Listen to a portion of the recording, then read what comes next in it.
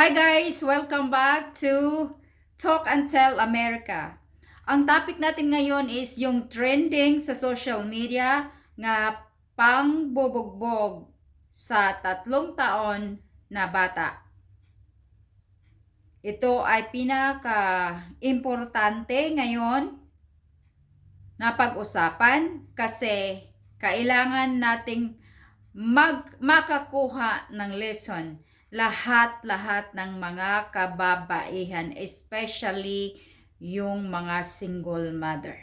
So, ito, kahit saan ako magpunta sa social media, ito ay lumalabas.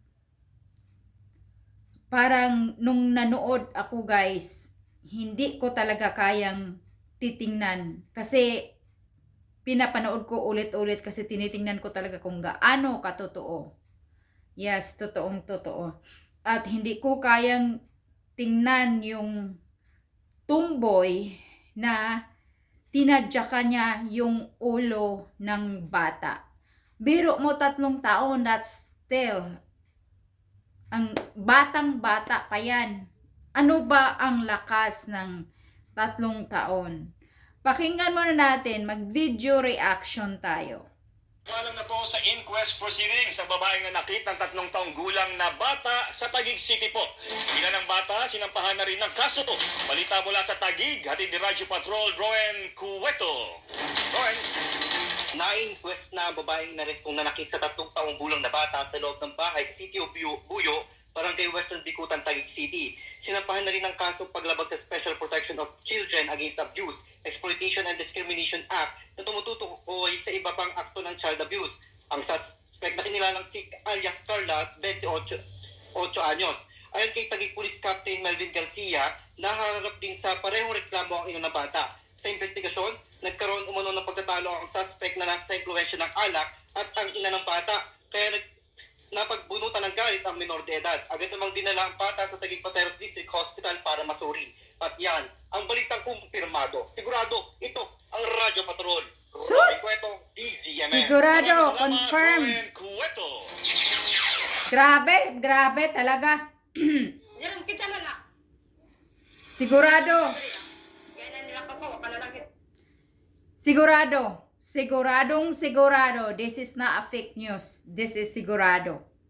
Ngayon, ako talaga hindi ko kayang panoorin na yung paa ng tumboy ay lumalapat sa ulo ng bata na sa tingin ko talagang masakit kasi force yung pagtadyak niya, ganun oh. Nung unang-una niyang tadyak yung sa likod ng bata, doon sa hips ng bata. Tapos, segundang umatake ang tomboy doon naman sa harapan ng mukha ng bata. 3 years old, marunong nang mag-self-defense. Nagsi-self-defense ang bata, gumaganon, di ba? Gumaganon siya, o doon sa video, gumaganon, iyak ng iyak, tapos gumaganon. 3 taon, marunong nang nagko-cover self-defense sa sarili niya, nagkinukubiran niya yung mukha niya at saka yung ulo niya dahil yun ang tinatadyakan ng tumboy paulit-ulit. Ang last na tadyak yung sa ulo. Doon ako sa ulo nga, ayaw ko talagang tingnan kasi 3 years old pa yan. Paano na yun kung magkaroon ng blood clot doon sa ulo? Paano na ang growing up ng bata? Magkaroon niyang diferensya. Ito talaga ang hindi ko kayang tingnan. Natingnan ko pa yun, paulit-ulit yung tinadyakan niya sa likod, sa hips. Tapos, yung sa mukha, gumanong bata, ang dito gumaganon, yung sa ulo. Yung sa ulo na talaga, hindi ko na pwedeng tingnan paulit-ulit kasi kailangan ko talagang tingnan paulit-ulit para makakuha ako ng detalye at maintindihan ko. Yung sa ulo talaga hindi ko kayang tingnan. Awang-awa talaga ako sa bata. Nanonood ako para na high blood talaga ako.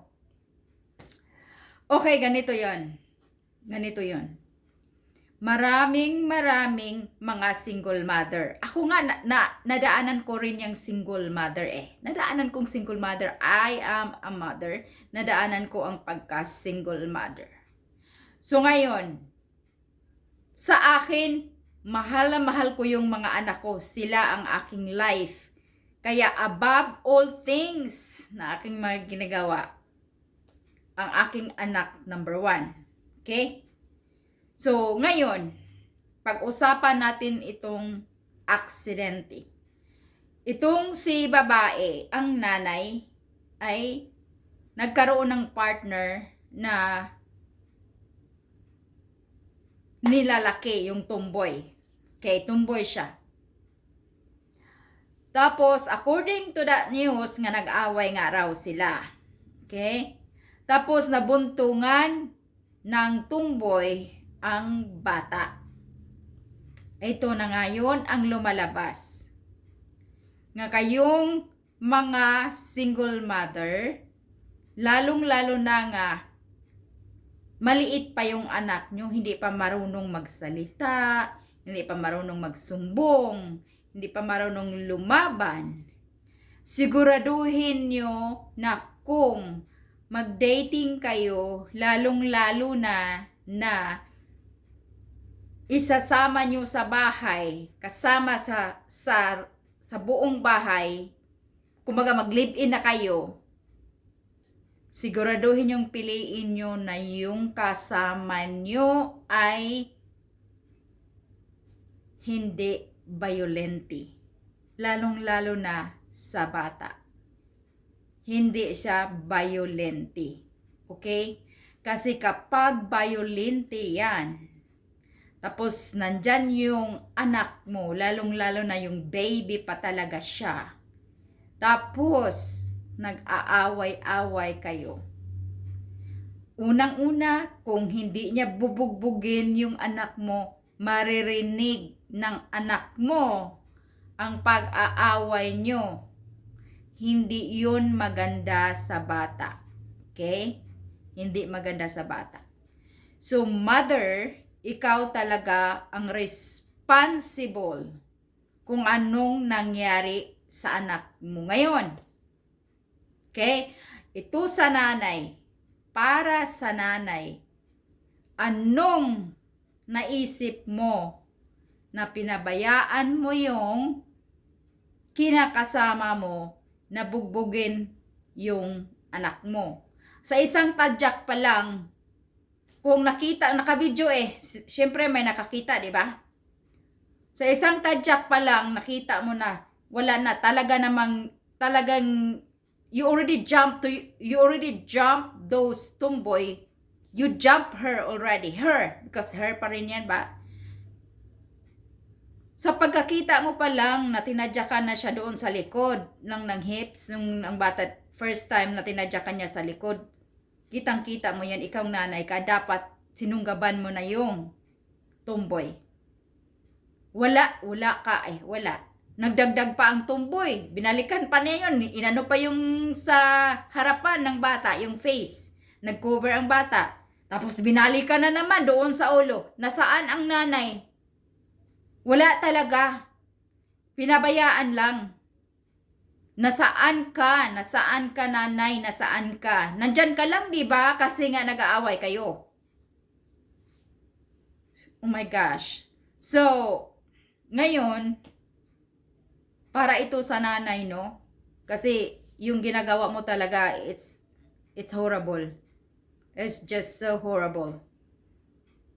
Hindi ka talaga pwedeng magkaroon pa ng another mga anak kasi kawawa ang mga bata. You're not fit for a mother.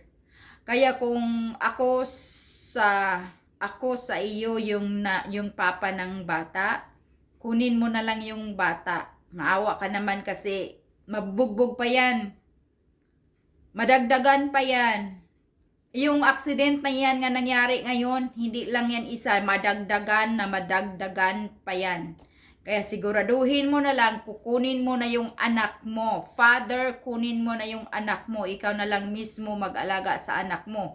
o kung sakasakaling wala kang time o meron ka ng asawa o whatever, kunin mo still yung anak mo tapos ibigay mo o ipaalagaan mo sa mga kapamilya mo. Huwag mo nang ibalik sa nanay. Dito sa Amerika, yan ang sitwasyon na yan, yung mother is unfit. Papiliin lang yan, isang papili lang yan. Kung gusto mong makuha o makasama yung baby mo, hiwalayan mo yang tumboy. Wala na kayong relasyon. Bawal na yang pupunta dyan. Bawal na ang relasyon. Ngayon, kung hindi mo hiwalayan ang tumboy, never mo talagang makuha ang anak mo. Kasi ang anak mo is in danger. So, hindi mo talaga yan makukuha. Pangalawa, dito sa USA, kung talagang mahatulan ka na unfit mother, you cannot take your child back. Mapunta na yan sa foster home. Kung sakasakali yung anak mo nga hindi alagaan ng tatay niya or sa kamag-anak ng tatay niya or sa kamag-anak ng lola niya, nung nanay mo, lola ng bata, kung sakasakaling wala talagang mag-alaga sa bata, dito sa Amerika, mapunta yan sa foster parents. Mapunta yan sa foster homes. Okay? Punta yan sa foster parents. Ngayon, dyan sa Philippines, meron namang ano yun? Yung some kind for the kids, DWS?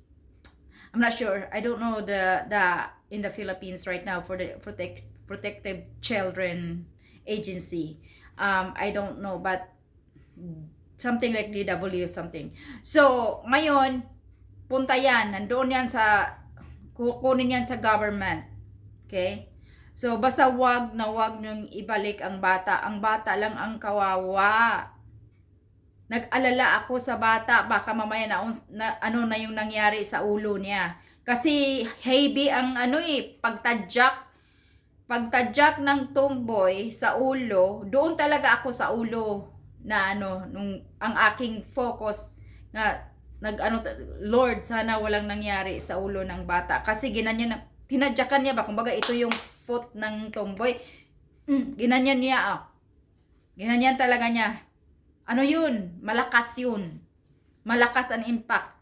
3 years old, ka-little thin pa yung mga skin, mga ng scalp, everything is still very thin. 3 years old pa yan, baby pa yan, nag-diaper pa yan.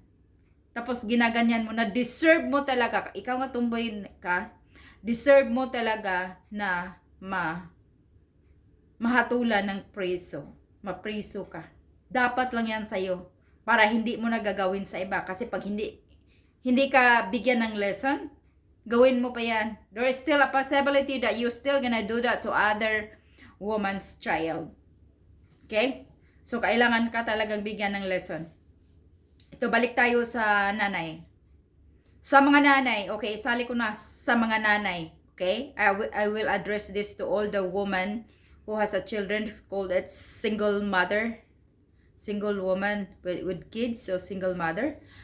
Sa mga single mother, hindi niyo naman maiwasan talaga, no, nga gusto niyo magkaroon ng mga boyfriend, mga partner, ganun-ganun. Lalong-lalo na kung mga bata pa kayo, so nandoon talaga yung magdi-date kayo dyan, okay? So, it's okay. It's not illegal, so it's okay. You do that. But, sa akin lang, no, based on the reality, at sa mga nakikita ko, at ako mismo, mag-advise sa inyo, unsolicited advice, real talk, na piliin nyo talaga na yung ipapartner nyo sa buhay nyo, kahit dating lang yan, boyfriend lang yan, siguraduhin nyo pa rin na hindi yan violente.